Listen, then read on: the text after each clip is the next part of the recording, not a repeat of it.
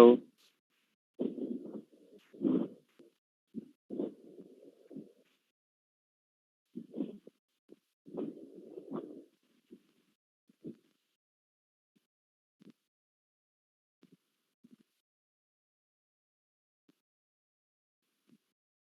वैशाली है। Good morning.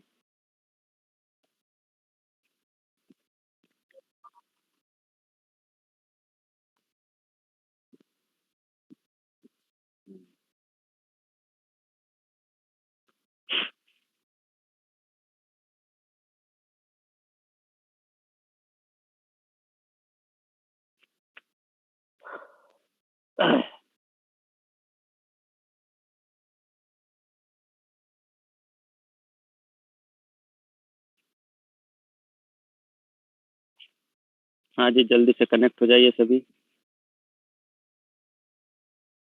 Good morning sir, voice आ रही है। ठीक, वॉइस आ रही है। तो पीछे का जो पढ़ा हुआ है थोड़ा बहुत है दिमाग में। ऐसा तो नहीं हो रहा ना कि एक राजा जा रहा है तो दूसरा राजा गायब हो जा रहा है। मतलब आगे वाला राजा है, पीछे वाले का पता नहीं कहाँ गया। तो कनेक्ट है सब कुछ तो बढ़िया है, अगर कनेक्ट है तो वेरी गुड।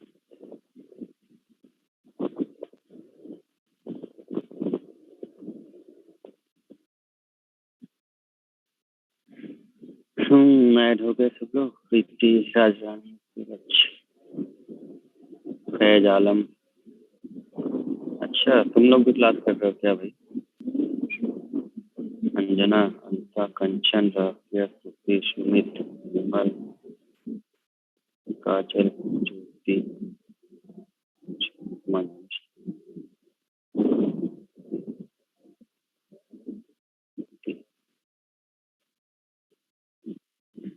तो अभी तक हम लोगों ने बात की बाबर की, अकबर की, हुमायूं की और जहांगीर की। आज हम लोग बात करेंगे आपके प्रेम के बादशाह शाहजहां की। जो ऐसी मिसालें इन्होंने प्रेम की दी हैं कि आज तक दुनिया उनको आठवें अजूबा के उसमें मान रही है। तो वो है हमारे शाहजहां। आधे से ज्यादा दुनिया इसी में परेशान है। ताजमहल जाके क्या प्यार की निशानी बनाई है भाई। बताओ कितना प्यार करता था अपनी बीवी को। तो उस बीवी के मरने के बाद भी साथ शादी कर ली। कितना गजब का प्यार था। ठीक है। और जो उसकी बेटी थी जहारा बेगम, उसमें मुमताज दिखती थी तो शादियां नहीं करने दी जहारा को। क्या प्यार था, गजब। मरते दम तक जहारा शाहजहां के साथ थी। अब ये तो प्रेम की निशानी है ही है भाई। अब इससे बढ़िया क्या। जेल में जब बंद था शाहजहां तो जहारा को साथ में था कि मेरी एक ही इच्छा है, अंतिम इच्छा क्या, जहारा मेरे साथ रहे जेल में। क्या प्यार की निशानी है भाई। मानते गजब। और सारे प्रेमी ताजमहल के सामने जाते हैं, देखो देखो कितना बढ़िया ताजमहल बनाया है अपने ताजमहल के लिए। देखो। तो चलिए अच्छी बात है। हम इस चीज में नहीं पड़ते। हाँ, फिर आगे हम लोग आपको देख करते हैं शाहजहां के बारे में थोड़ा बहुत शुरू करते हैं।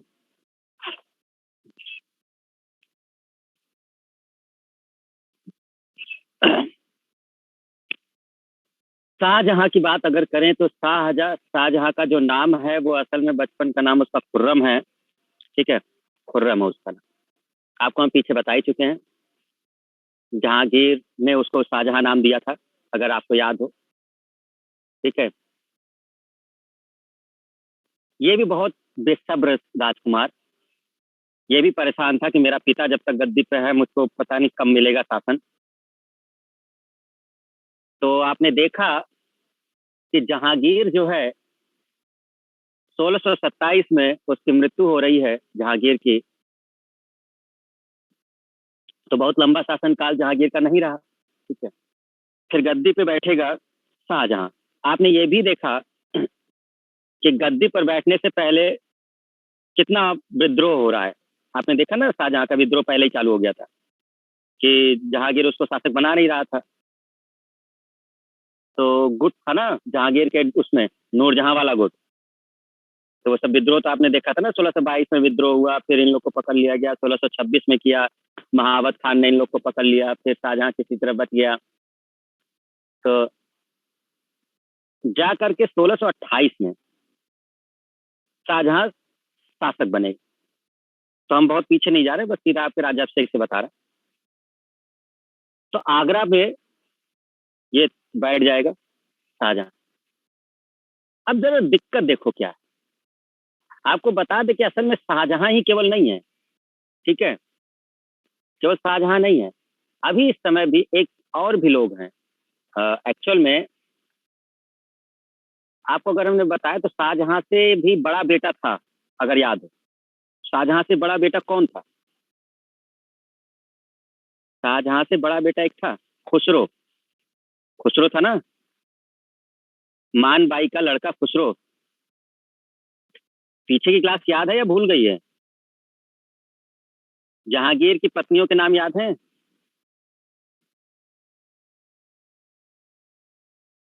जहांगीर की पत्नी के नाम याद हैं?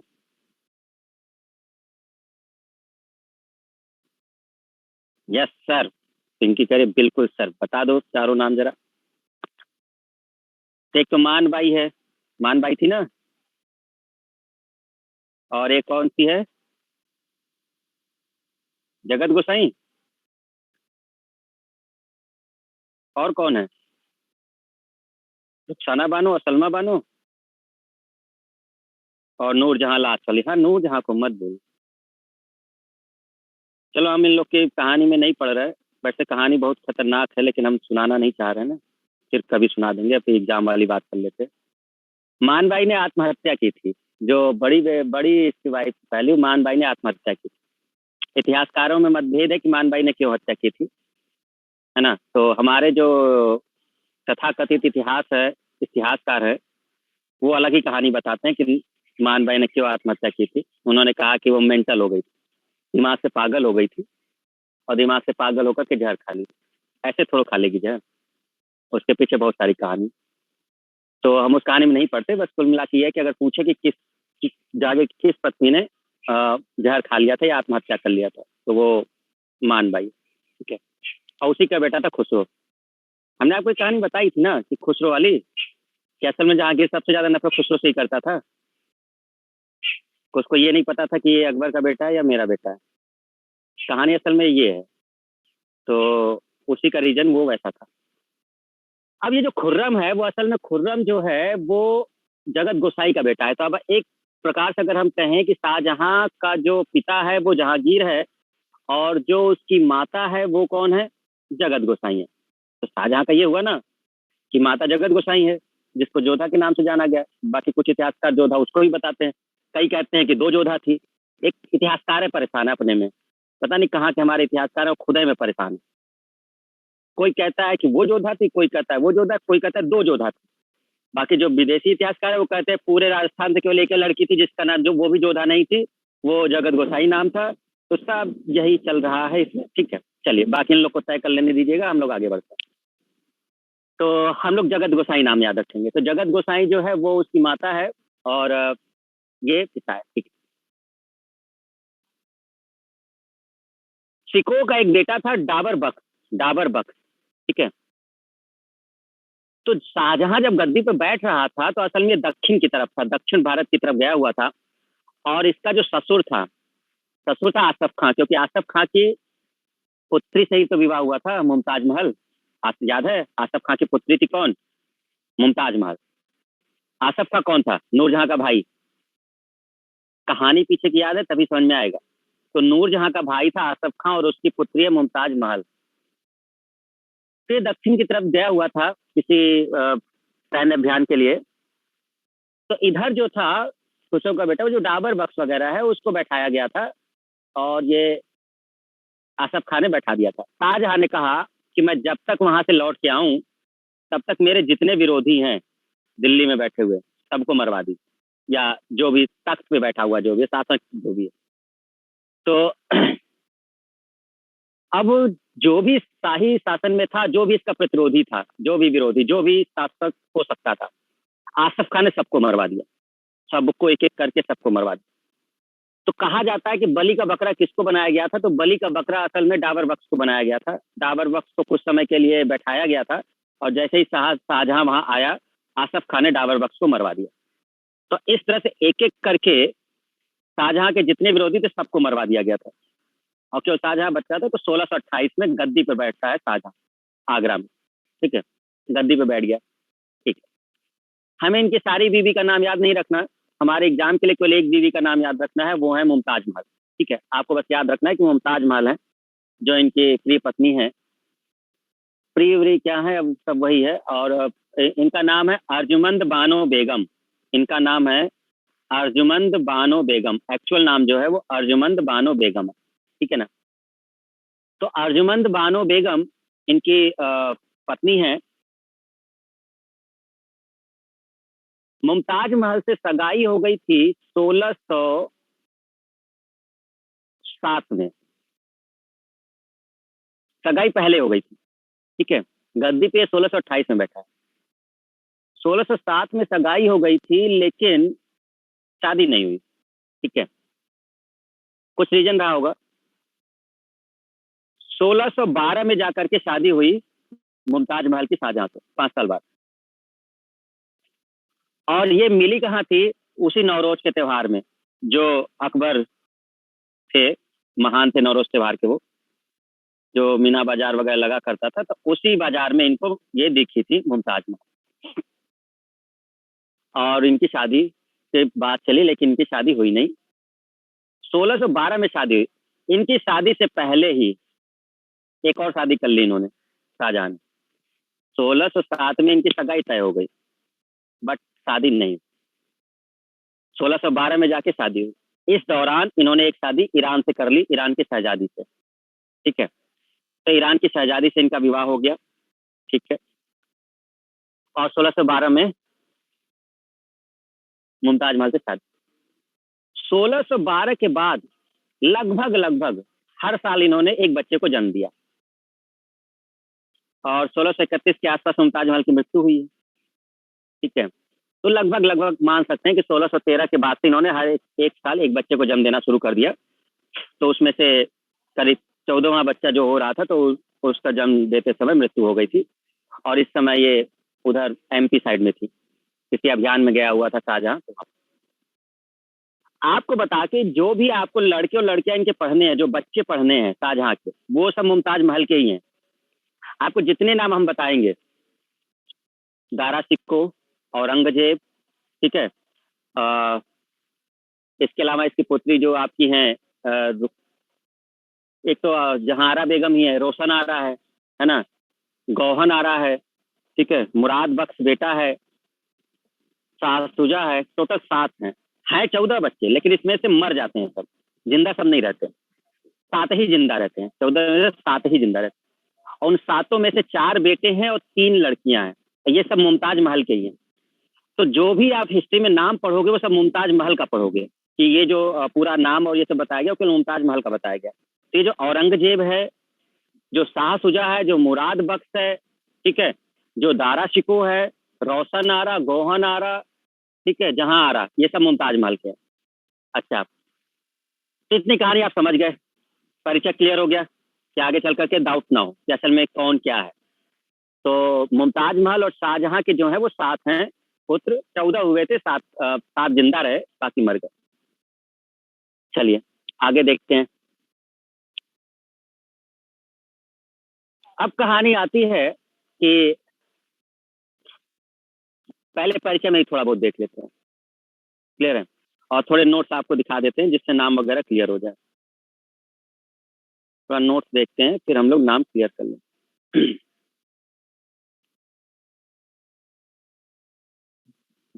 शाहजहां, शाहजहां,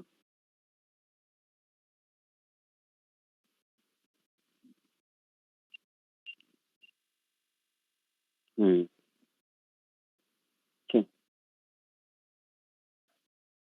चलिए देखिए स्टूडेंट सभी लोग ध्यान से। शाहजहां, इनका राज्याभिषेक हुआ 1628, जो हमने आपको बताया। अच्छा, जन्म हुआ था लाहौर में, जन्म हुआ था लाहौर में 1592। ये पहले ही हो, लाहौर की तरफ थे तभी हो गया था। तो और माता कौन है, जगत गोसाई, और पिता है जहांगीर। बचपन का नाम है खुर्रम। ठीक, ये सब। जब ये राजगद्दी पर बैठा है शाहजहां, उसका नाम क्या है, उपाधि समझिए। अबुल मुजफ्फर साहबुद्दीन मोहम्मद साहिब किरने सानी। पढ़ो फिर से।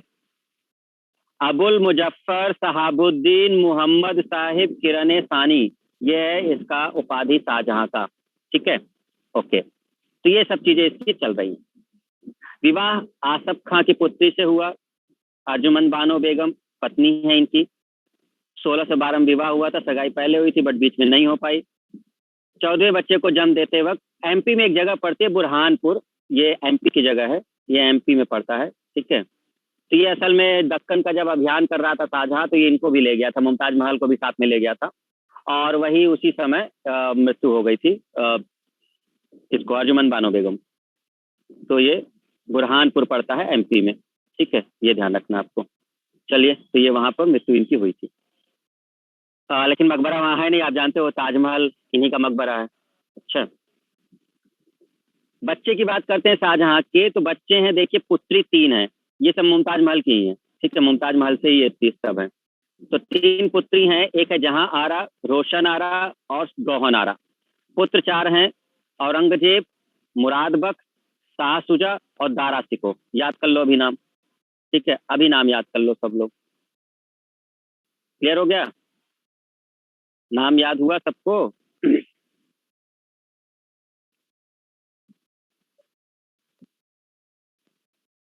नाम याद हो गया? कितने बेटे हैं शाहजहां के, कितने बेटे? राजधानी नाम बताओ जल्दी। 2, 4?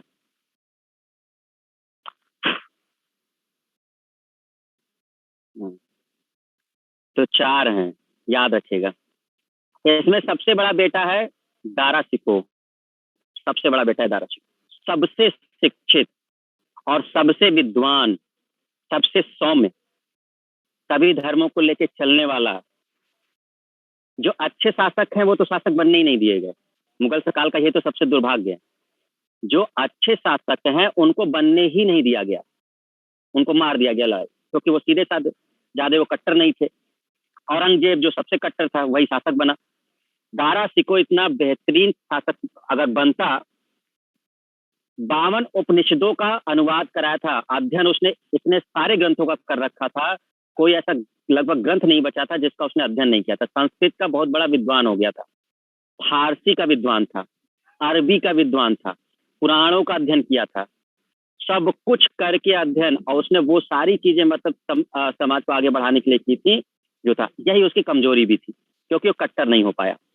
और कट्टर ना हो पाने का मतलब थोड़ा सा गड़बड़ा गया। औरंगजेब पूरी तरह से सरिया को मानने वाला था। एक तो नक्शबंदी संप्रदाय का था, एकदम कट्टर बिल्कुल। 5 वक्त की नमाज अदा करना जो होता था, वो इसमें कोई कोताही नहीं होती थी, पूरा एकदम इस्लाम को बिल्कुल उस तरह से फॉलो करने वाला था वो बिल्कुल। लेकिन उसमें भी कट्टरपंथी थी ना, इस्लाम भी इतना नहीं है कि उस तरह से आप उसको सही से फॉलो करो तो ठीक है, लेकिन अब जो बिल्कुल कट्टरपंथी पर ही उतर जाए। उसमें एक संप्रदाय जो नक्शबंदी संप्रदाय है वो सबसे खतरनाक है। आपको हमने बताया था, इससे पहले भी संप्रदाय हैं, तो चिश्ती संप्रदाय भी था, कादरी संप्रदाय भी है, ठीक है, और भी संप्रदाय थे। लेकिन ये वाला जो संप्रदाय था, वो संप्रदाय में जो जिसमें औरंगजेब था, उसमें थोड़ा सा दिक्कत थी। तो ये कहा जाता है कि उस समय सबसे ज्यादा शिक्षित मतलब विद्वान कौन था, तो वो दारा सिको ही था, जो सबसे बड़ा बेटा था इसका, दारा सिको। और इसके योग्यता को देखते हुए जो हुमायूं है, सॉरी हुमायूं कह रहे, इसकी योग्यता को देखते हुए जो इसका पिता है शाहजहां का, जहांगीर, और जहां शाहजहां का पिता कौन है? जहांगीर। और शाहजहां का बेटा कौन है? ये दारा सिको वगैरह। तो अब बात ये आई कि शाहजहां को ये तय करना था कि हम उत्तराधिकारी किसको नियुक्त करें। तो सबको देखते हुए, एक तो बड़ा बेटा भी था, उसने दारा सिको को तय किया। उसने कहा कि ये थोड़ा सा समाज को लेके चलेगा, समाज को और हमारे मतलब सल्तनत को ठीक ठाक से रखेगा, जिसमें विद्रोह होने की संख्या कम होगी। तो इसने उत्तराधिकार दारा सिको को नियुक्त किया था एक्चुअल में। बट आप जानते हो कि यहाँ पे कुछ माना नहीं जाता था, कहीं भी विद्रोह होता था, जो ताकतवर वही। बाकी बेटे इसको मानने को तैयार नहीं थे, ना मुराद बख्श मानने को तैयार था, ना औरंगजेब मानने को तैयार था, ना शाह सुजा। शाह सुजा सबसे छोटा था, उसका तो ज्यादा कुछ था ही नहीं। और सबसे बड़ा दारा सिको था। इससे सबसे पहला विद्रोह किया है शाह शुजा ने। शाह शुजा, इसको बंगाल दिया गया था, तो बंगाल में सूबेदार था, इसने अपने को स्वतंत्र कर लिया बंगाल में, कहता है मैं शासक हूँ। ये बात चल रही है तब की जब शाहजहां क्या हो गया था, शाहजहां बीमार हो गया था। 1657 की बात है। तो 1657 के बाद में उस समय शाहजहां बीमार हो गया था दिल्ली में, या जहां भी था, तो उस समय वो बीमार पड़ गया था। तो एक उस समय दारा सिकोह था उसके साथ, शाहजहां के साथ, और इन सब चीजों में बहुत रुचि लेता था जो दारा सिकोह था। ठीक है, तो बहुत सेवा किया उसने शाहजहां की, और इसको देखते उसने जब निराश किया तो यहाँ दिक्कतें यहाँ बढ़ गई। तो जब वो बीमार पड़ा तो इसमें अफवाह फैल गई कि शाहजहां मर गए हैं, मतलब मरा नहीं है लेकिन अफवाह फैला दी गई कि शाहजहां मर चुका है। अब इसको देखते हुए जितने बेटे थे ये सब कहते हैं अब गद्दी किसको, अब गद्दी किसको, क्योंकि शाहजहां अगर मर जाएगा तो फिर ये होगा, किसी को बना दिया तो ये होगा। अब चारों में दिक्कत। वैसे भी वो दारा सिकोह को बना ही चुका था।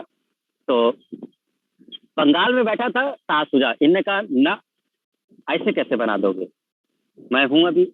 तो पहला विद्रोह किया शाह शुजा ने, जो इसका बेटा है हुमायूं, सॉरी शाहजहां का।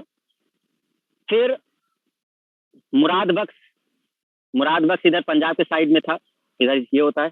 और सबसे चतुर औरंगजेब, जिसने सीधा विद्रोह नहीं किया।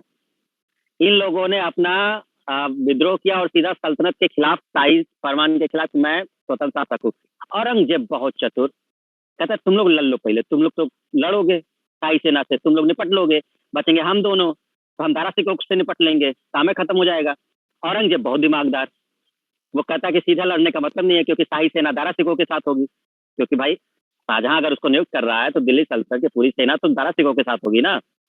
तो पहले इन दोनों लोग को निपट लेने दो, ये निपट जाएंगे तो हम दारा सिकोह से निपट लेंगे।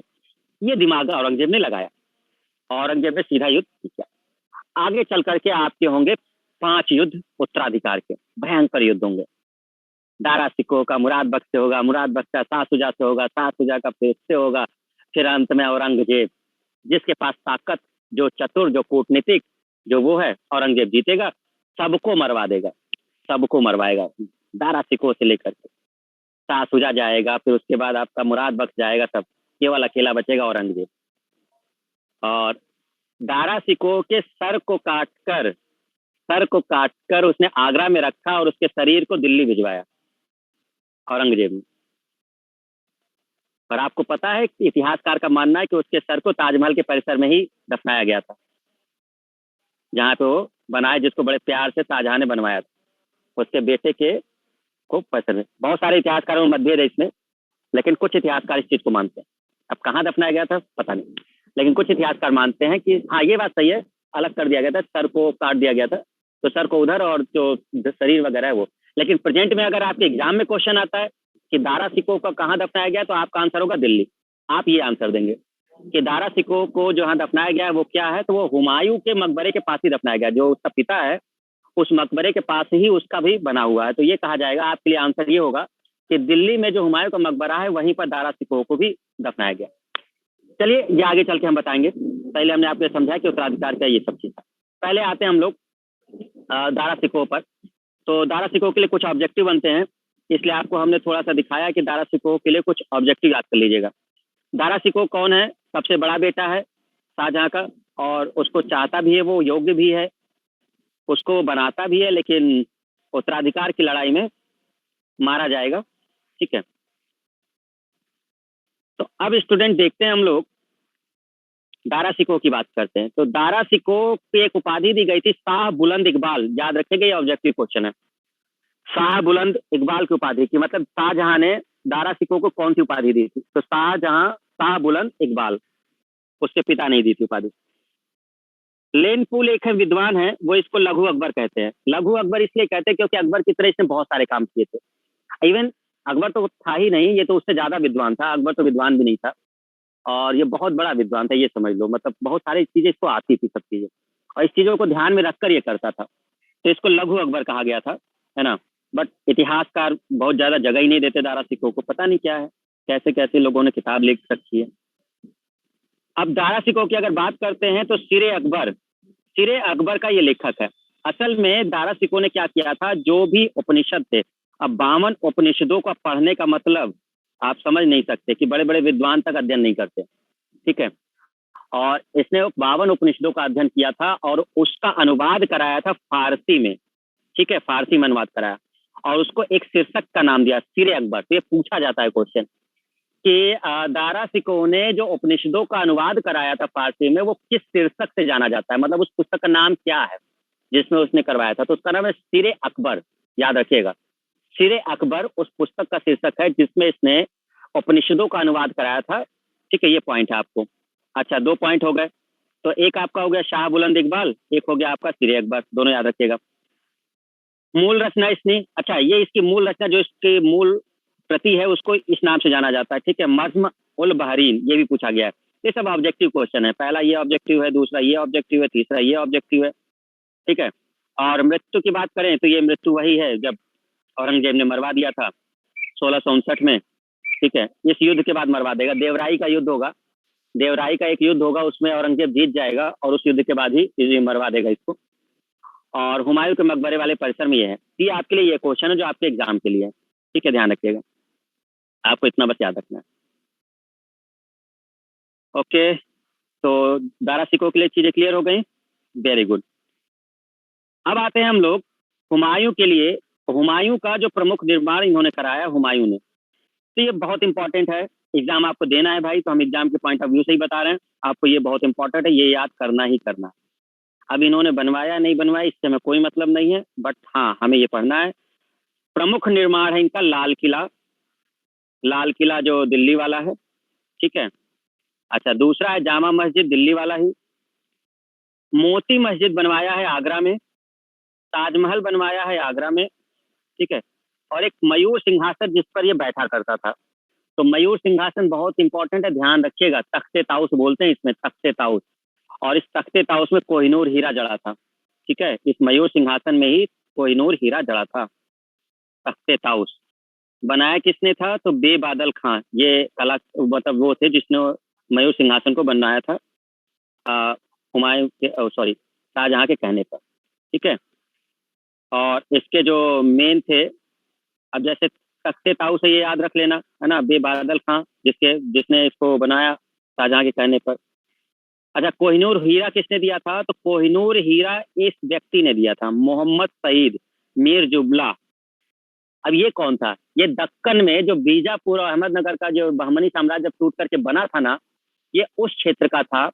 और ये वजीर के पद पर था उस समय, दक्कन का जो क्षेत्र था दक्षिण भारत, तो उधर था ये इसके पास ये हीरा आ गया था, क्योंकि ये व्यापारी था हीरों का, तो व्यापार करने आया था भारत में, फिर धीरे धीरे ये शासक की तरफ उभरने लगा, वजीर बन गया था, तो कोहिनूर हीरा इसके पास आ गया था, तो इसने शाहजहां को मतलब वो दिया था, ठीक है, मीर जुमला। तो नाम याद रखिएगा शाहजहां को किसने दिया था। आगे चल करके नादिर शाह जब आक्रमण करेगा, तो नादिर शाह जैसे ही आक्रमण करेगा तो ये हीरा चला जाएगा उधर, फिर वहां से वो महाराजा रणजीत सिंह को मिल जाएगा, फिर महाराजा रणजीत सिंह को जब मिल जाएगा तो वहां से फिर अंग्रेज उसको ले जाएंगे जब अधिकार कर लेंगे पंजाब में। तो इस तरह से चीजें होंगी। तो लाल किला हो गया, जामा मस्जिद हो गया, मोती मस्जिद हो गया, ताजमहल हो गया और मयूर सिंहासन हो गया। अच्छा, एक और याद रखिएगा इसके लिए, शाहजहानाबाद की स्थापना की थी। असल में जैसे अकबर ने फतेहपुर सीकरी बनाया था, फतेहपुर सीकरी, ठीक है, आगरा में, उसी तरह इसने बसाया था शाहजहानाबाद। तो एक्चुअल में जो आज का दिल्ली आपको दिख रहा है वो एक प्रकार से शाहजहानाबाद उसने नाम ही रख दिया था उसका, ठीक है। पुरानी दिल्ली जो आपको दिख रही है, जो लाल किला वाला क्षेत्र है, दिल्ली का जो लाल किला वाला क्षेत्र है, तो शाहजहानाबाद ही एक प्रकार से उसने नाम दे दिया था उसको, ठीक है। फिर उसके बाद अगर हम लोग देखते हैं तो शाहजहां ही वो शासक है जिसने राजधानी आगरा से दिल्ली शिफ्ट कर दी। वेरी इंपॉर्टेंट, याद रखिएगा। अभी तक जो राजधानी चल रही है वो आगरा ही चल रही है, मुगल सल्तनत की, ठीक है। और आगरा से अब दिल्ली स्थानांतरित करेगा कौन, ये करेगा शाहजहां 1638 में। ये आपको ध्यान रखना है। कोई डाउट यहाँ तक, एनीवन, कोई डाउट पूछ लें।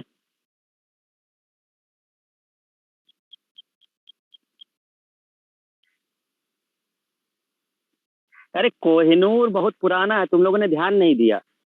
कोहिनूर हीरा दक्षिण में था, बताएं कब था ये।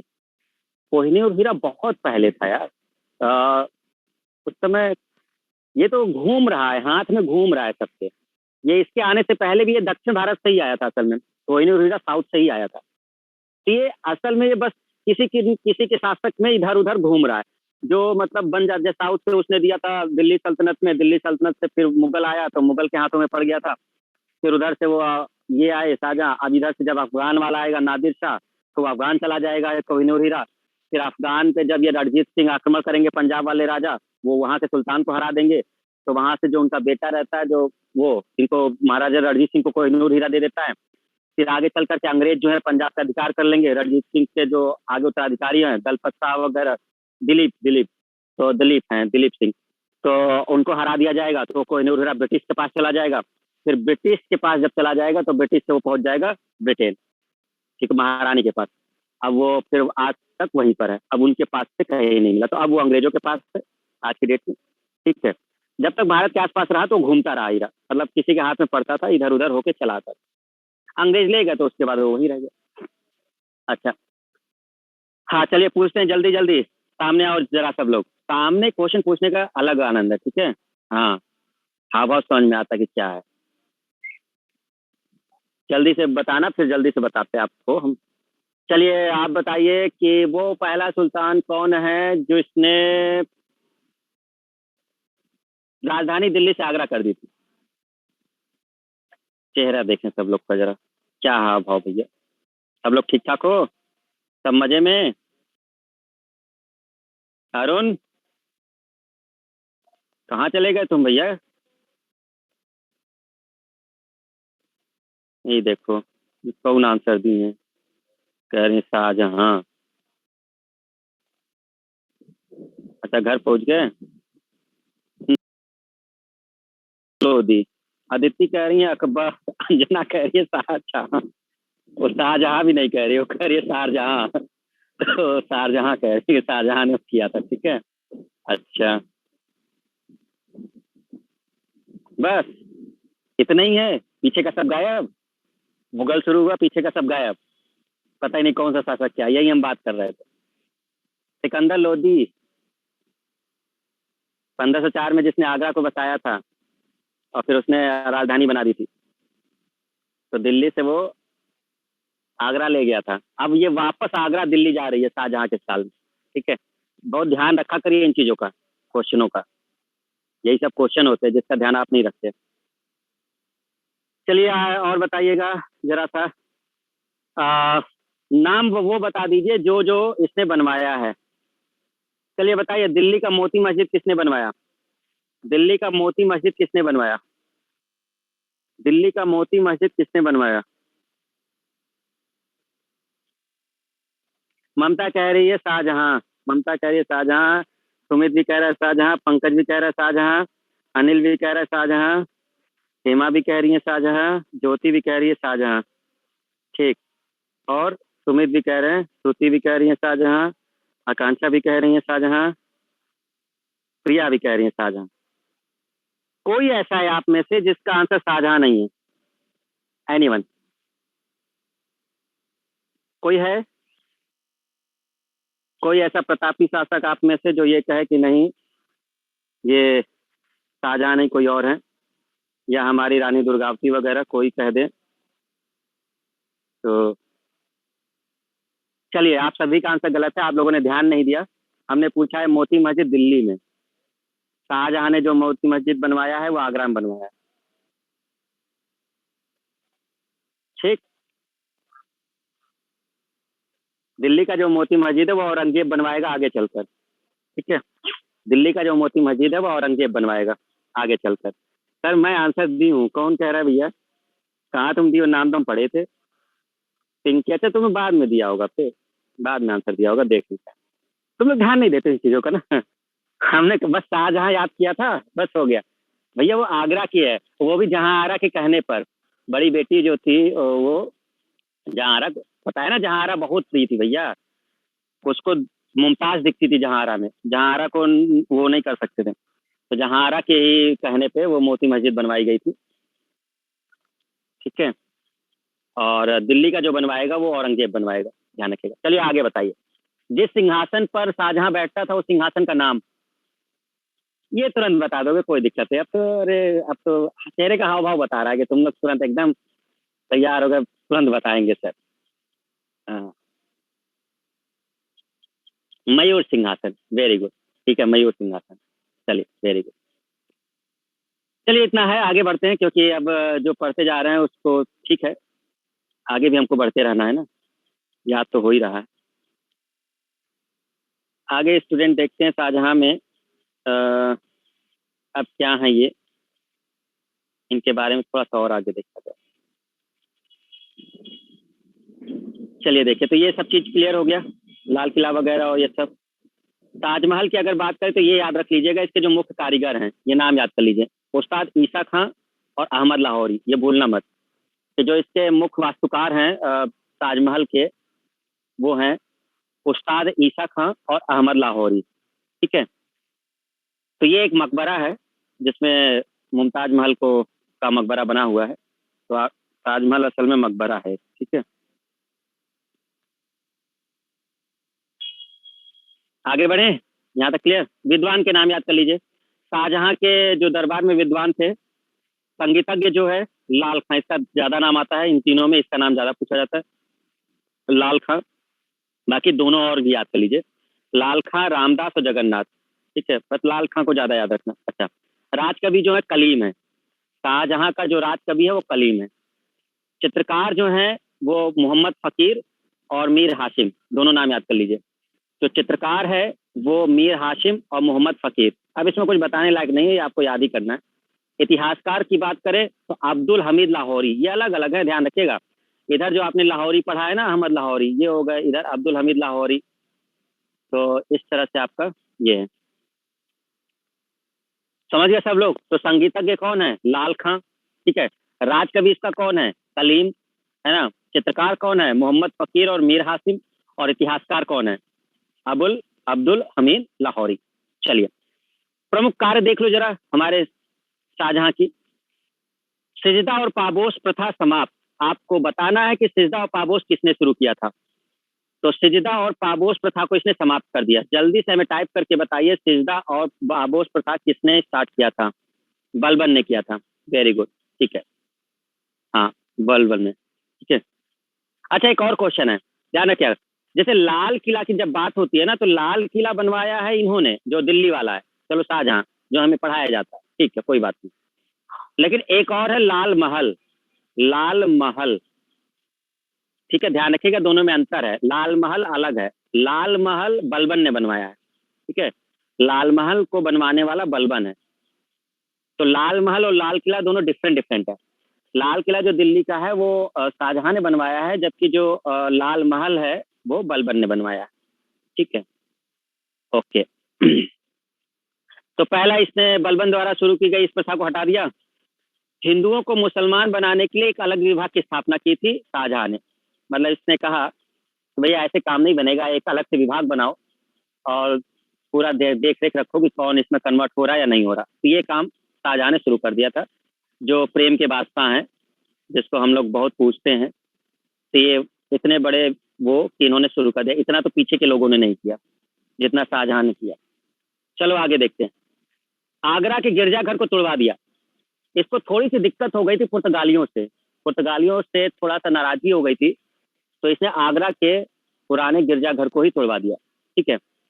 इलाही संवत के स्थान पर हिजरी संवत का प्रयोग किया था। आपको याद होगा कि इलाही जो था वो दीन इलाही के बाद से चलाया गया था, और दीन इलाही का जो धर्म था वो अकबर के द्वारा चलाया गया था। तो इलाही संवत शुरू हो गया था, बंद करा दिया इसने।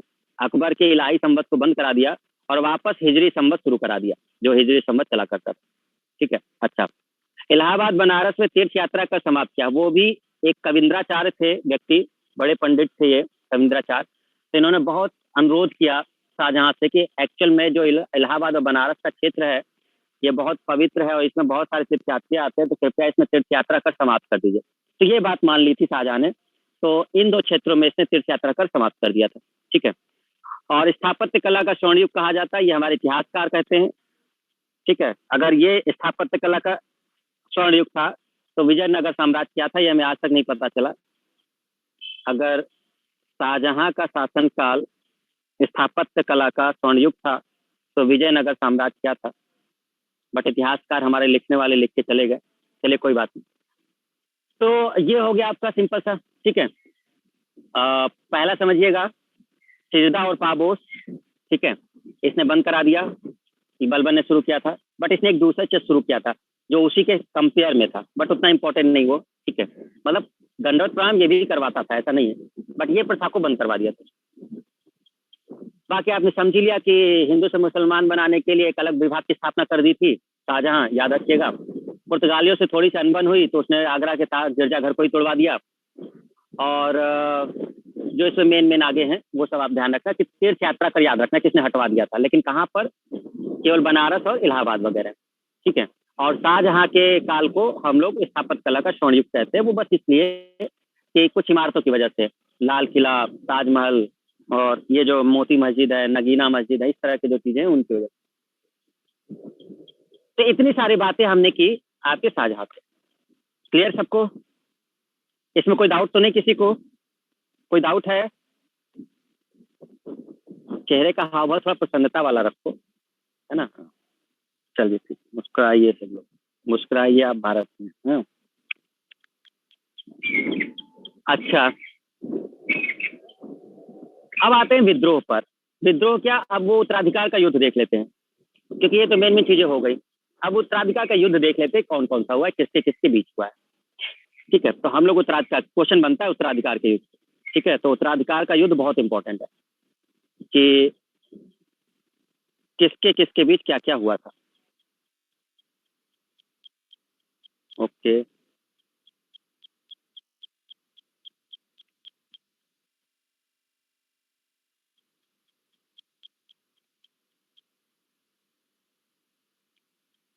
No doubt.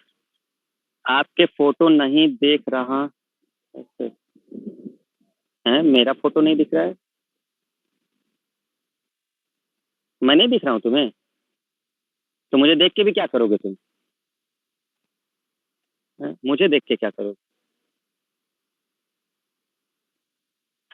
चलिए उत्तराधिकार का युद्ध शुरू करते हैं और उसको खत्म करते हैं। बहुत आसान है, तुरंत याद हो जाएगा आपको, कोई ज्यादा दिक्कत नहीं।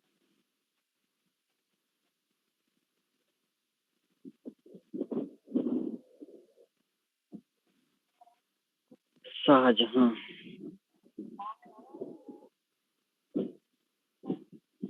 चलिए देखिए, पूरे उत्तराधिकार के युद्ध में विजेता औरंगजेब होगा, पहले बता दें। 5 ये होंगे और इसमें जो लास्ट विजेता होगा वो औरंगजेब। सबसे पहला युद्ध होगा बहादुरपुर का युद्ध। बहादुरपुर का युद्ध ये बनारस के पास पड़ता है, लगभग 10-12 किलोमीटर आपका बहादुरपुर, तो ये बनारस के आसपास का क्षेत्र है, ठीक है। तो बहादुरपुर में युद्ध होता है आपका 14 जनवरी 1658। 1658, ध्यान रखिएगा, 14 जनवरी 1658 में युद्ध होता है।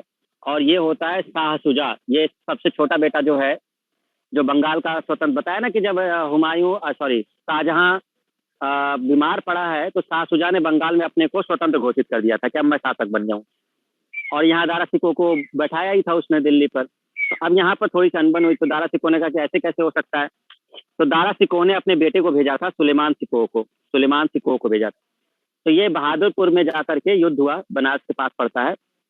तो शाह सुजा और इसके बीच हुआ, ठीक है। शाह सुजा हार गया इसमें, शाह सुजा हार गया, शाह सुजा हारा, ठीक है, ये हार गया और ये जीत गया। तो कहा जाता है कि एक प्रकार से दारा सिकों की जीत हुई, ठीक है, बहादुरपुर के युद्ध में। शाह सुजा वापस बंगाल की तरफ भाग गया, युद्ध हुआ, उसके बाद ये फिर उधर ही पूरब साइड चला गया। चलिए, अभी मरा नहीं है, ध्यान रखिएगा, शाह सुजा अभी जिंदा है, बस भाग गया है। फिर हुआ तो होता है धर्मत का युद्ध। धर्मत का युद्ध होगा। अब ये धर्मत का युद्ध जब होगा तो 15 अप्रैल 1658, ये जगह के नाम है, ठीक है ना, ये सब जगह के नाम है जो नाम। तो 15 अप्रैल 1658 को, मतलब कुछ कम महीने बाद ही धर्मत का युद्ध हो जाता है। और इस धर्मत का युद्ध मुराद बख्श, एक्चुअल मुराद बख्श है और दारा सिकों, क्यों? क्योंकि औरंगजेब ने मुराद बख्श को आगे कर दिया था। कहा, मुराद बख्श को भड़काया कि दारा सिकों अपना गद्दी पे बैठ रहा है तो तुम उसके खिलाफ विद्रोह करो, मैं तुम्हारा साथ दूंगा। तो असल में मुराद बख्श को इसने आगे किया औरंगजेब ने, ठीक है। और औरंगजेब असल में मुराद बख्श क्या था कि बहुत मतलब वो था, कुशल योद्धा था, ये वीर शासक, मतलब वीर प्रतापी युवक था मुराद बख्श। तो औरंगजेब इस चीज को जानता था ये। तो औरंगजेब से कहा कि पहले इन्हीं लोग की कहानी खत्म कर देते हैं। तो मुराद बख्श से कहा कि तुम दारा सिकों के खिलाफ युद्ध करो। मैं तुम्हारा साथ दूंगा। मुराद बख्श तैयार हो गया। तो मुराद बख्श और औरंगजेब इन लोग की संयुक्त सेना की लड़ाई हुई दारा सिकोह से। और दारा सिकोह क्या था, उसके मेन सेनापति ही थे दो, है ना, बट हम लोग कहेंगे वो दारा सिकोह ही का युद्ध था। तो धर्मत का युद्ध होता है और शाही सेना पराजित हो जाती है। इसमें दारा सिकोह पराजित हो जाता है, मतलब शाही सेना पराजित हो जाती है, मरा नहीं है, पराजित हुआ है। अच्छा, अब आगे पढ़ते हैं सामूगढ़। तो तीसरा युद्ध होता है सामूगढ़ का, कुछ महीने बाद ही। देखो 1658 है ये, 15 अप्रैल, फिर 29 मई 1658, कुछ ही महीने बाद फिर से युद्ध होता है औरंगजेब और मुराद बख्श और दारा सिकोह के बाद। दारा सिकोह फिर हार जाता है। भाई औरंगजेब चाह रहा है कि मर जाएं ये लोग, मार दिए जाएं, बट दारा सिकोह हार तो जाता है लेकिन ये मार नहीं पा रहा क्योंकि एक शाही सेना है। फिर वो किसी तरह बच जाता है। तो फिर सामूगढ़ के युद्ध में फिर दारा सिकोह की हार होती है। ठीक, अब इसी विजय के बाद जब औरंगजेब विजय कर लेता है तो अब ये सोचता है कि अब कहानी मैं पहले मुराद बख्श की खत्म कर दूं। तो ये ऐसे एक जलसा करता है इस युद्ध के बाद, बहुत बड़ा जलसा करता है। और ध्यान रखिएगा कि औरंगजेब किसी भी चीज का आदी नहीं है, शराब वराब ये नहीं पीता है, क्योंकि पूरी तरह से सरिया से चलता था और इलाम वगैरह पूरा नमाज वगैरह सब अदा करता था, इतिहास में ऐसा बताया गया है। ये शराब वगैरह नहीं पीता था, लेकिन मुराद बख्श पीता था बहुत ज्यादा। तो उस जलसे में जब बुलाया तो मुराद बख्श को इसने बहुत पिलाया, बहुत ज्यादा दारू वगैरह पिलाई, नशे में रहा और फिर इसने उसको हत्या करवा दी। तो उसी नशे की हालत में ही मुराद बख्श की इसने हत्या करवा दी औरंगजेब ने। तो मुराद बख्श की कहानी खत्म हो गई। ठीक, एक एक बेटा चला गया, अब एक बेटे की कहानी खत्म, मुराद खत्म हो चुका है, अब बचे हैं 3 बेटे। ठीक है, अब 3 बचे हैं। अब मुराद कंप्लीट हो गया, इसके बाद आगे बढ़िए। अब होता है खंजवा का युद्ध। 1659 में खंजवा का युद्ध होता है औरंगजेब और शाह सुजा के बाद। देखो ये शाह सुजा वो जो बंगाल की तरफ भाग गया था। तो मुराद बख्श की कहानी खत्म होते ही औरंगजेब ने सोचा कि मैं किसी और को भी निपटा दूं। तो अब इसने दूसरे बेटे को ढूंढा, शाह सुजा को, और शाह सुजा के साथ इसकी युद्ध हुई और ये युद्ध हुआ खंजवा का युद्ध। ज्यादातर लोग इसको नहीं पढ़ाते हैं, लेकिन आप याद रखिएगा इसको। ज्यादातर आपको 4 मिलते हैं, पहला, दूसरा, तीसरा और चौथा, लेकिन आपको खंजवा का युद्ध भी याद रखना है, ठीक है, क्योंकि इससे आपको थोड़ी चीजें क्लियर रहेंगी। तो इसमें औरंगजेब और शाह सुजा, तो शाह सुजा की हार हो जाती है तो दूसरा बेटा भी चला गया। क्यों? क्योंकि शाह सुजा अराकान भाग गया था जहां उसकी मृत्यु हो गई। तो 2 बेटों की कहानी खत्म हो चुकी है। अब केवल बचे हैं औरंगजेब और कौन, औरंगजेब और दारा शिकोह, अब 2 बचे हैं केवल। अब होगा फाइनल युद्ध, देवराई का युद्ध। अब देवराई का युद्ध होगा अप्रैल 1659 में। औरंगजेब जीतेगा, दारा शिकोह पराजित हो जाएगा। दारा शिकोह पराजित हो जाएगा और दारा शिकोह दिल्ली की तरफ निकल जाएगा। मतलब जब ये देवराई का युद्ध होगा तो देवराई का युद्ध ये आगरा के पास ही क्षेत्र पड़ता था। तो देवराई के युद्ध के बाद ये आगरा से होते हुए दिल्ली निकलता है और सोचता है कि मैं दिल्ली से लाहौर चला जाऊं। कौन? दारा शिकोह, क्योंकि जानता था कि अब हार हो गई है तो औरंगजेब मार ही देगा मुझे। तो इस तरह से कोशिश करता है, बट पकड़ लिया जाता है औरंगजेब द्वारा। पूरे परिवार को पकड़ लिया जाता है, दारा शिकोह को पकड़ लिया जाता है, वाइफ, उसका बेटा, सबको पकड़ लिया जाता है। और वही हमने कहानी आपको बताई कि दारा शिकोह की हत्या कर दी जाती है और जो पूरा था वही हमने आपको समझा दिया।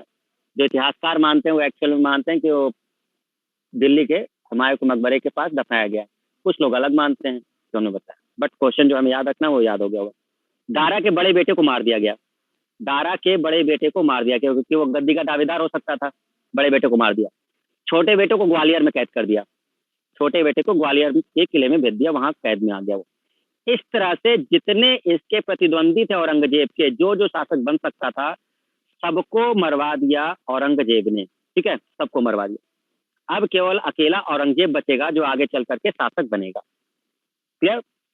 और इसी समय देखो शाहजहां जो है उनको बंदी बना लिया गया है। ये जब युद्ध चल रहा है इस तरफ जैसा, तो शाहजहां को बंदी बना लिया गया है औरंगजेब के द्वारा 1658 में। और ये शाहजहां को बंदी बना के आगरे के किले में रखा गया है, आगरे के किले में। ठीक है, आगरे के किले में इनको रखा गया। 1658 में इनको बंदी बना लिया गया इस स्वतंत्रता की लड़ाई में। जब देवराई का युद्ध चल रहा था तो इससे पहले शाहजहां बंदी बनाए जा चुके हैं। ठीक है, और उनको वही आगरे के किले में रख दिया है, जो हमने लिखा भी है इसमें। 1658 में शाहजहां को कैद कर लिया गया है आगरे के किले में जहां भी साथ में थी, ठीक है, जहां भी साथ में थी। इसकी इच्छा भी थी कि जहां साथ में रहे, तो जहां भी साथ में गई थी बड़ी बेटी। जहां की शादी ही नहीं हुई, करने ही नहीं दिया, ठीक है। फिर 1658 से 1666 तक देखो क्या हुआ कि जो शाहजहां था 1658 में कैद किया गया था इसको आगरा किले में, और 1666 तक ये कैद में ही रहा। 8 साल ये उस आगरे के किले में ही कैद में रहा, और उस कैद में ही इसकी मृत्यु हो गई। वहीं इसकी मृत्यु हो गई है किले में, ठीक है। तो आप ध्यान रखिएगा 1658 से 1666 तक ये किले में ही बंद रहा, और वहीं इसकी मृत्यु हो गई। प्रारंभिक विद्रोह देखें तो शाहजहां के शासनकाल में विद्रोह क्या हुआ था कि एक बुंदेलखंड का विद्रोह हुआ था, खान जहां का लोधी का हुआ था, पुर्तगालियों का हुआ था, सिख गुरु हरगोविंद का। बहुत इंपॉर्टेंट नहीं है, लेकिन आपको विद्रोह ध्यान रखना है, थोड़ा सा डेट याद रखिएगा, है ना, कि कब क्या हुआ था। अच्छा, आपको अगर याद हो तो जहांगीर ने किसको मरवा दिया था? गुरु अर्जुन देव को ना, जो छठे गुरु थे वो अर्जुन देव, उनको मरवा दिया था। असल में शाहजहां के समय भी एक मनमुटाव हुआ था एक सिख गुरु से, लेकिन मरवाया नहीं इसने, सिख गुरु से हुआ था, उनका नाम था हरगोविंद। हुआ क्या था कि एक बाज था जो शाहजहां का बाजी कहा जाता है, वो बाज हरगोविंद जी के पास चला गया था। हाँ, वो पांचवें, तो हाँ पांचवें गुरु। अब ये जब अगर हम इसमें देखें कि सिख गुरु जो हरगोविंद हैं, तो सिख गुरु जो हरगोविंद हैं, तो इसमें इनके पास बात चला गया था उनका, किसका? ताजा का। तो ऐसा कुछ हुआ था, लौटाने से मना कर दिया या कुछ समथिंग हुआ था, तो मनमुटाव वगैरह हो गया था। तो ये भी एक विद्रोह के रूप में माना जाता है कि किस गुरु ने मतलब ऐसा किया था, तो सिख गुरु हरगोविंद था। बट ये ध्यान रखिएगा आप। तो इतनी सारी बातें हैं, डेट वगैरह बस ये याद रख लेना है, और बाकी कुछ ज्यादा कुछ है। साम्राज्य विस्तार अगर देखें तो ये क्वेश्चन बनता है, औरंगजेब कब से कब तक दक्कन का सूबेदार रहा? दक्कन मतलब एक प्रकार से दक्षिण भारत की बात हो रही है। तो ये क्वेश्चन बनता है, आपको ध्यान रखना है कि कब से कब तक औरंगजेब दक्कन का सूबेदार बनाया गया था। तो जब ये शासक नहीं बना है, अब देखो शासक ये कब बनेगा स्टूडेंट? शासक बनेगा 1658 में, लेकिन इससे पहले ही इसको सूबेदारी दी गई थी। तो औरंगजेब 1636 से 1644 और फिर 1652 से 1658, जब तक ये शासक न बन जाए, तो उस समय ये दक्कन का ही सूबेदार था। जब ये शासक बनने के करीब था तो दक्कन नहीं था। तो 1636 से 1644 पहले बना था वो, लेकिन उसके बाद शाहजहां ने हटवा दिया था उसको पद से। फिर वापस 52 से 58 तक ही रहा था। इसके बाद तो शाहजहां की कहानी खत्म हो गई, तो फिर वो शासक बन ही गया। तो ये ध्यान रखना है आपको, ठीक है।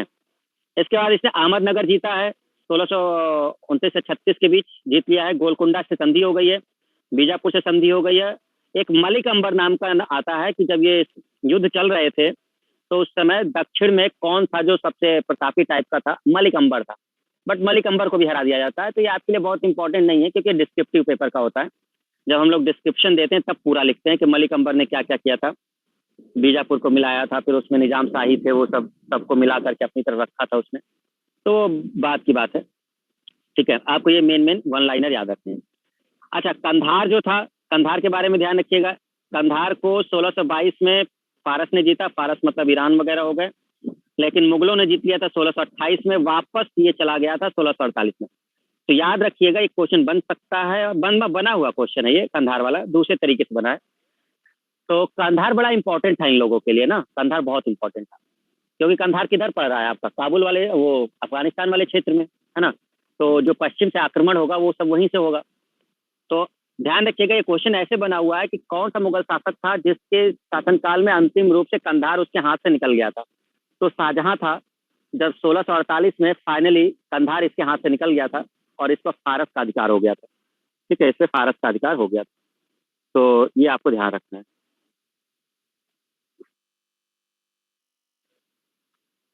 शाहजहां की कहानी समझ में आई? क्लियर हो गया सबको? हाँ या ना एवरीवन? असल में जब 1658 में इसको कैद में रखा गया था औरंगजेब ने, तो आगरे किले में एक कमरा बनवाया गया था, ठीक है। सर देवराय युद्ध से एक बार और, सर देवराय युद्ध से एक बार और,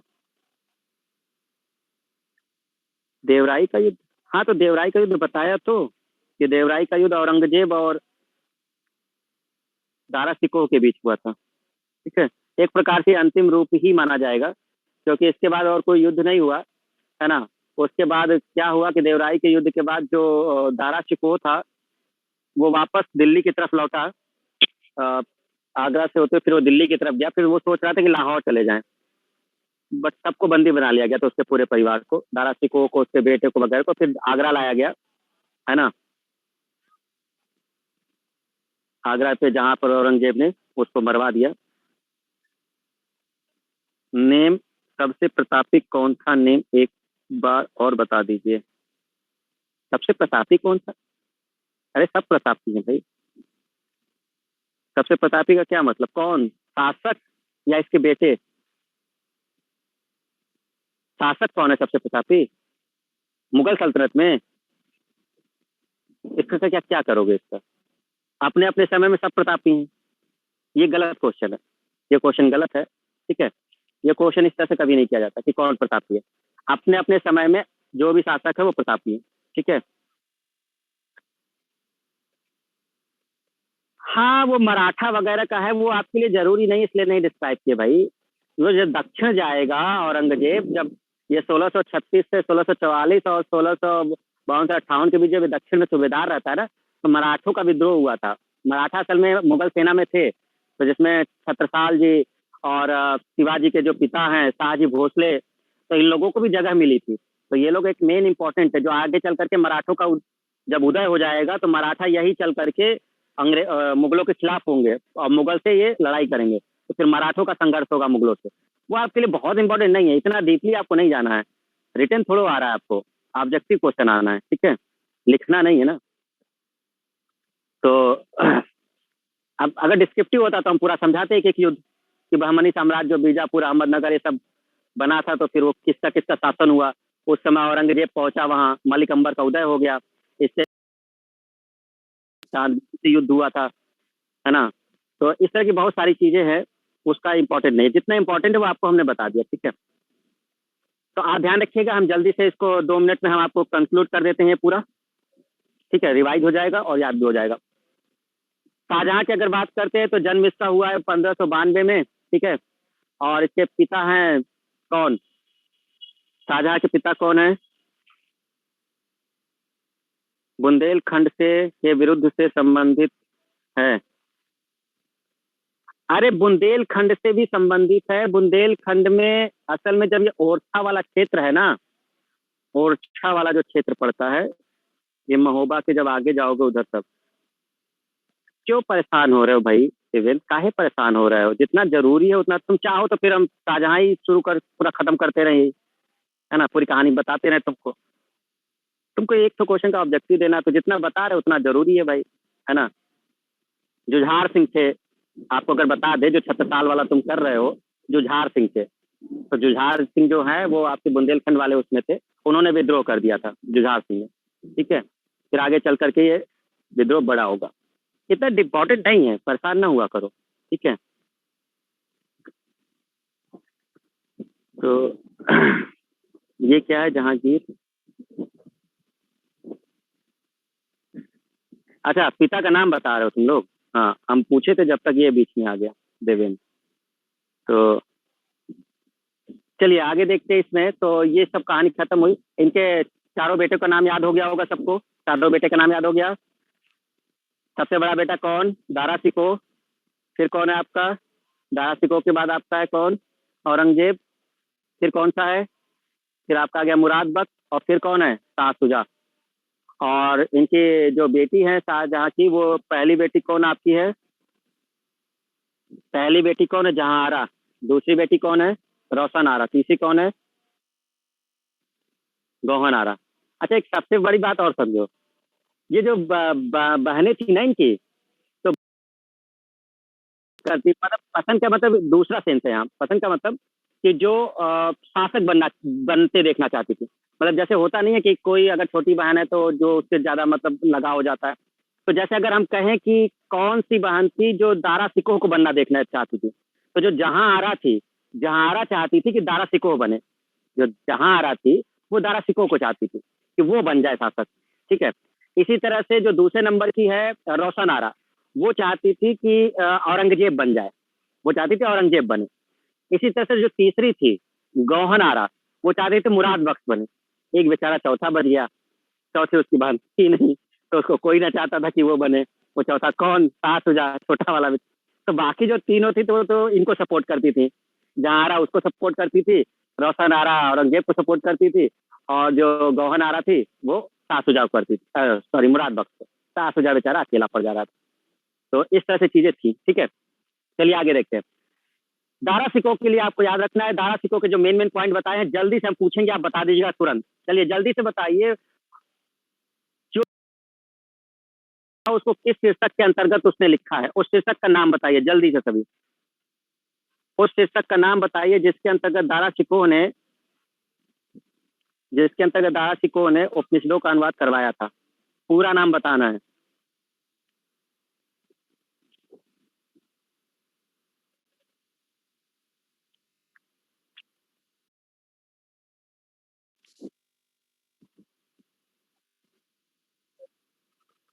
सिरे अकबर। ओके, सिरे अकबर, ठीक है। सिरे अकबर, ठीक, वेरी गुड।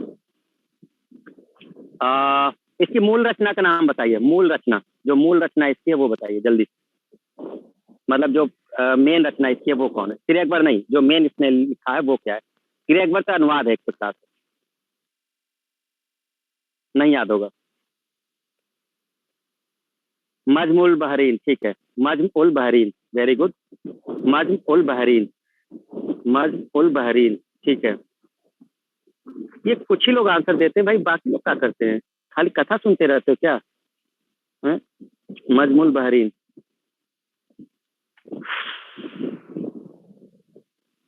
हुमायूं का, सॉरी हुमायूं बार बार नाम आता है। शाहजहां की मृत्यु कब हुई है? शाहजहां की मृत्यु कब हुई है और कहाँ हुई है? पीडीएफ भेज दीजिए कल और आज का।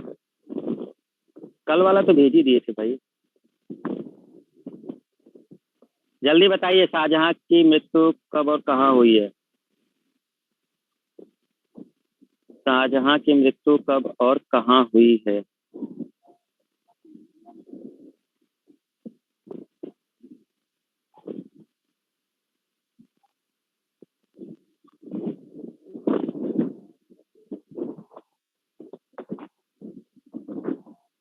क्या?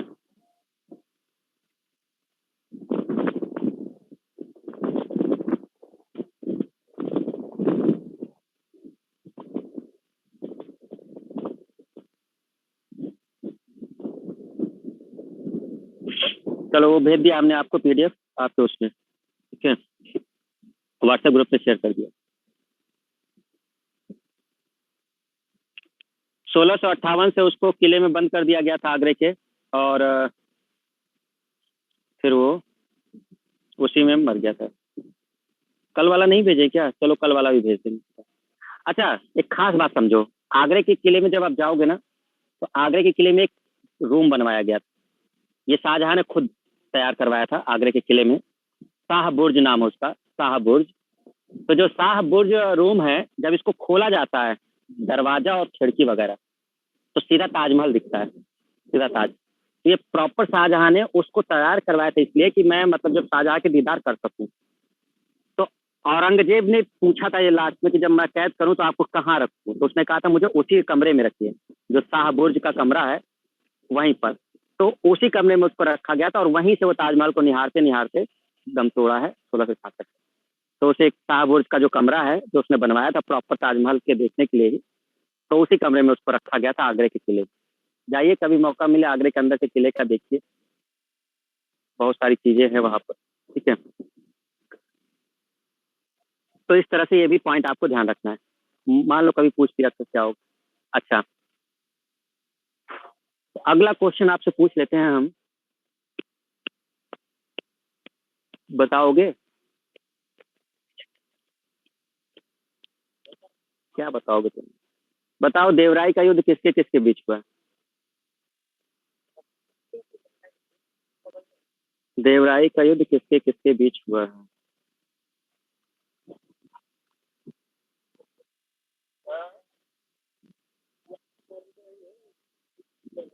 दारा सिको औरंगजेब, देवराय का युद्ध, हाँ ठीक है, दारा सिको औरंगजेब, वेरी गुड, ठीक है, वेरी गुड।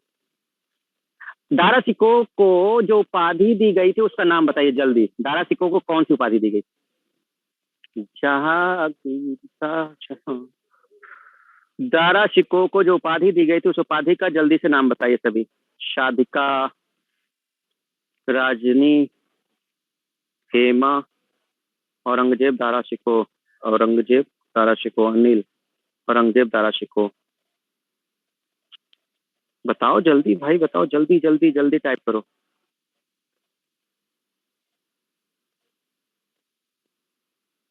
कौन सी उपाधि है?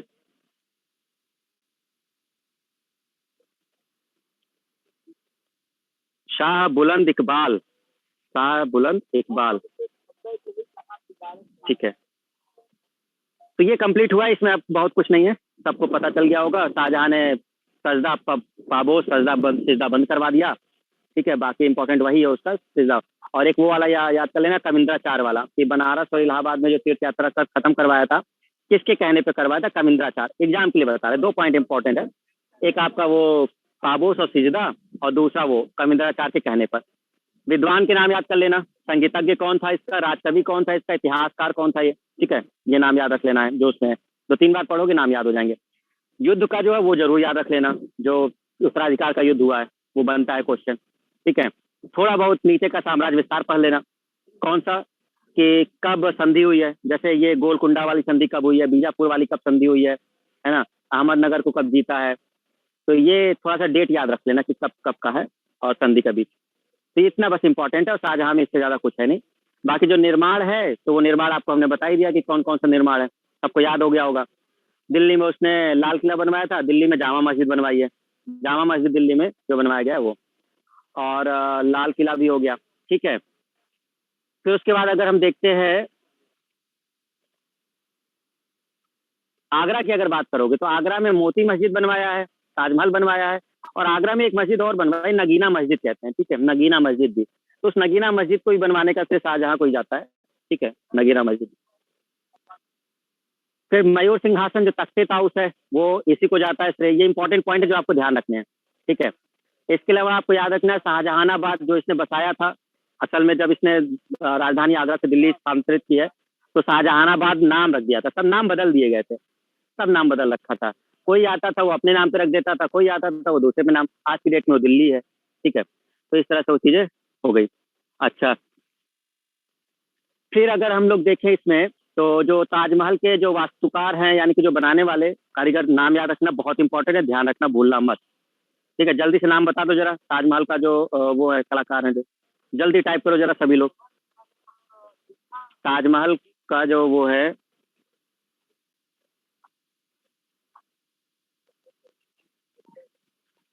असल में शालीमार बनवाया था। शालीमार क्या था कि शालीमार कश्मीर का जो है ना, जहांगीर ने शुरू करवाया था। तो जहांगीर ने जो शालीमार बाग शुरू करवाया था वो पूरा कंप्लीट नहीं करवा पाया था, लेकिन शाहजहां ने उसको पूरा करवाया था, जो दिल्ली जो कश्मीर का शालीमार बाग है। ठीक है, हाँ, रेशम बाग ऐसा नाम है, एक रेशम बाग वगैरह, वो शाहजहां को जाता है पूरी तरीके से, कि शाहजहां को जाता है रेशम बाग वगैरह। जो उधर वाला है शालीमार बाग, उसको हम कंप्लीटली नहीं कहेंगे। शालीमार जिस जहांगीर ने शुरू करवाया था, लेकिन वो उसको कंप्लीट नहीं करवा पाया था, जिसको शाहजहां ने पूरा करवाया था, जो कश्मीर में है अभी शालीमार बाग। तो इतना थोड़ा सा पॉइंट आपको ध्यान रखना है, केवल हो सकता है कभी पूछ ले। हाँ, ये अगर कहेगा कि शालीमार बाग पूरा किसने करवाया बनवाया, तो वो आप शाहजहां कर दीजिएगा, और शुरू किसने करवाया था तो जहांगीर कर देना। ठीक है, दोनों में ध्यान रखना चाहिए। अच्छा, नाम लिख दिया सबने? अदिति, प्रिया, अजानी, उस्ताद इंसा का, अहमद लाहौरी। ये बाकी सब लोग नवाब हैं क्या? ये बाकी जो है ये क्या मुगल सल्तनत के नवाब हैं जो टाइप नहीं करते? हम्म, बाकी तुम लोग नवाब हो क्या बिल्कुल, जो आंसर नहीं देते ये?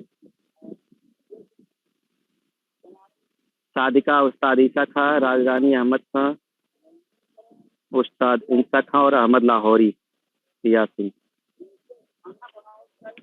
ठीक है, बस इतना ध्यान रखना है, बाकी कुछ और नहीं। और कोई इंपॉर्टेंट चीज इसमें शाहजहां में परीक्षा की दृष्टि से हमें नहीं लगता है। जानने के लिए तो खैर बहुत कुछ है, लेकिन परीक्षा एग्जाम की दृष्टि से आपका इतना है, एग्जाम के लिए सफिशियंट है। अगर आपको ऑब्जेक्टिव पेपर देना है तो इस नोट्स को पढ़ लीजिएगा, आपको ऑब्जेक्टिव क्वेश्चन मिल जाएंगे। क्लियर? ठीक है, तो शाहजहां की कहानी खत्म होती है। अब आगे चल करके आपको हमने बता ही दिया कि औरंगजेब बैठेगा, तो क्या कोई बचा ही नहीं, पूरा निपटा ही दिया उसने, पूरा खत्म ही कर दिया, किसी को बचाया नहीं कि वो बैठे। उनने पहले ही सबको ऐसा कर लिया कि अब मैं ही बनूंगा बस, तो अब कोई बचा ही नहीं है। तो 1658 में गद्दी पे बैठ जाएगा औरंगजेब। और जब औरंगजेब बनेगा, अब ये बहुत ज्यादा कट्टरता दिखाएगा। 1658 से लेकर के ये 1707 तक रहेगा। अच्छा, एक और बात, एक संप्रदाय है कादरी संप्रदाय। जब सूफी संत हमने पढ़ाया था आपको, तो कादरी संप्रदाय का था दारा सिको, याद रखिएगा कि दारा सिको जो था वो कादरी संप्रदाय का था, कादरी। लेकिन जो औरंगजेब आएगा, ये आएगा नक्शबंदी संप्रदाय का। तो एक थोड़ा सा उदारवादी था, एक थोड़ा सा कट्टरवादी था, इस तरह से चीजें थी आपकी। ठीक है, चलिए आगे चल के हम औरंगजेब के बारे में आपको बताएंगे। ठीक है, खत्म करें आज की क्लास एवरीवन। एक लास्ट क्वेश्चन है, आप लोग को जल्दी से बता दीजिए, मुगल काल में क्रम से शासकों के नाम बता दीजिए जो अभी तक पढ़ाया है। मुगल काल, जब मुगल सल्तनत शुरू हुआ है, तो बता दीजिए जल्दी से कौन कौन किसके किसके बाद आया है, जल्दी से अभी तक जो पढ़ाया है।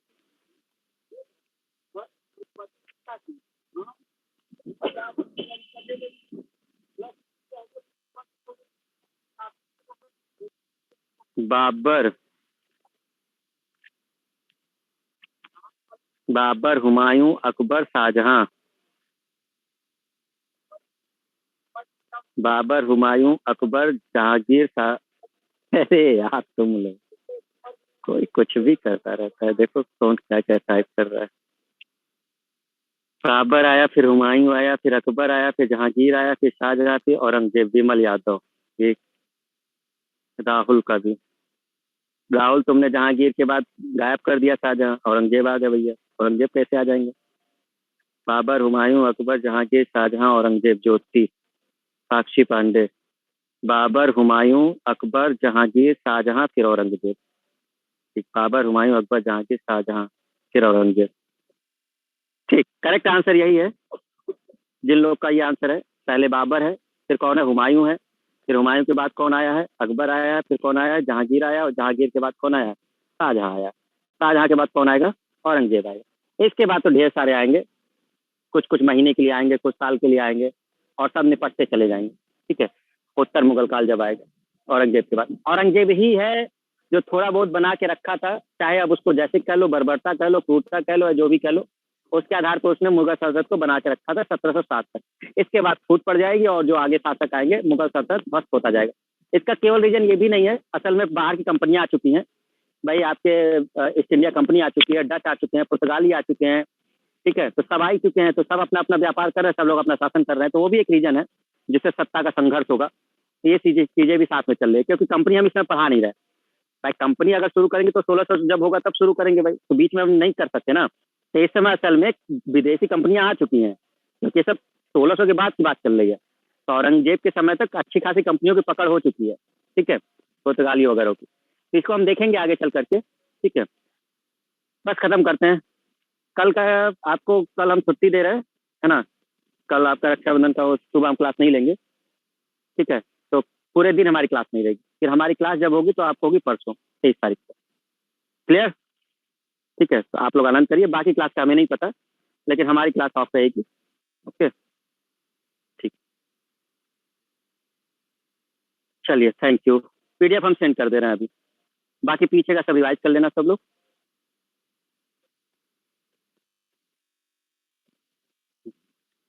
हैप्पी रक्षाबंधन भैया सबको, हैप्पी रक्षाबंधन।